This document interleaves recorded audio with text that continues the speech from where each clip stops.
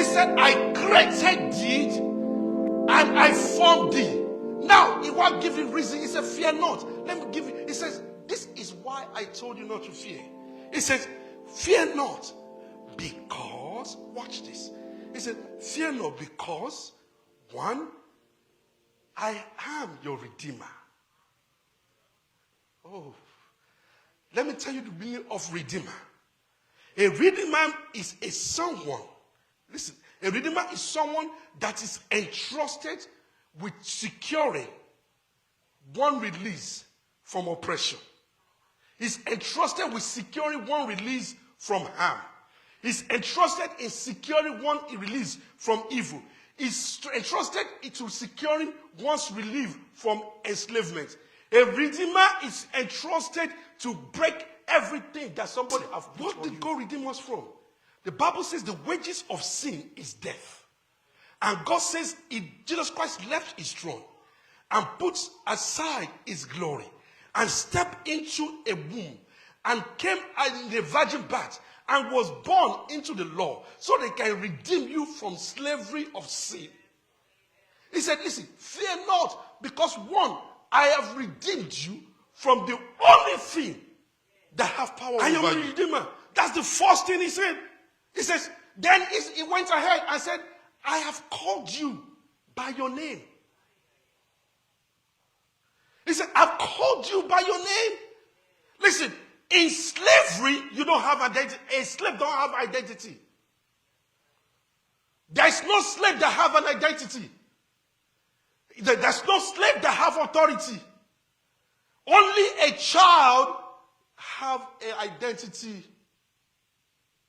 And he said, I have called you by a name.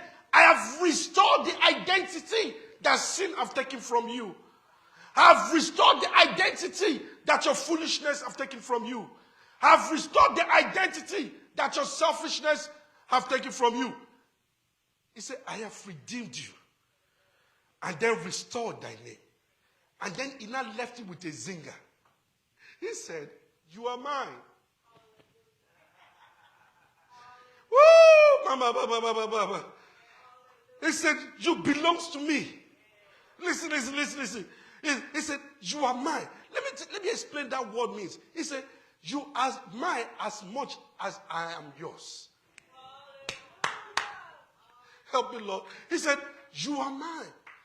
He said, I redeemed you. I changed your name. I gave you a new name. And you belong to me.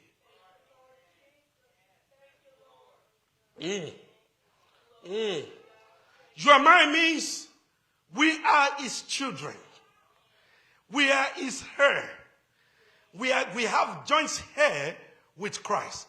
I like how the way Galatians put this together.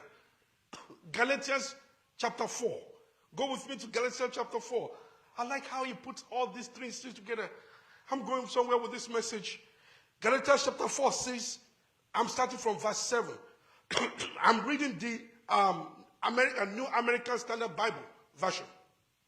It says, but when the fullness of the time came, God sent forth his son, born of a woman, born under the law, so that he might redeem those who were under the law, and that we may receive the adoption as sons.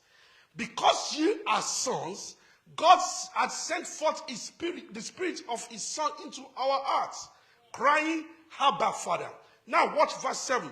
Verse 7 says, therefore you are no longer slave. Oh, I thought somebody's going to rejoice. He said, therefore you are no longer slave, but a son. And if son, then an heir through God. That is why he said, fear not.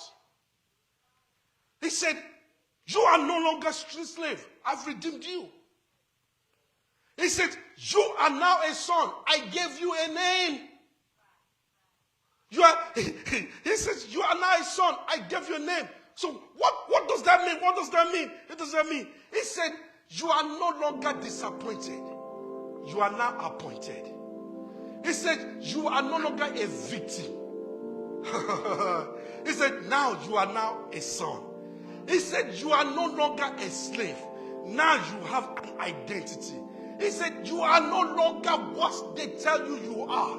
Because now you have been restored and restored and restored in the likeness and in the goodness and in the faithfulness and the loving kindness of God. Nobody have any claim over you.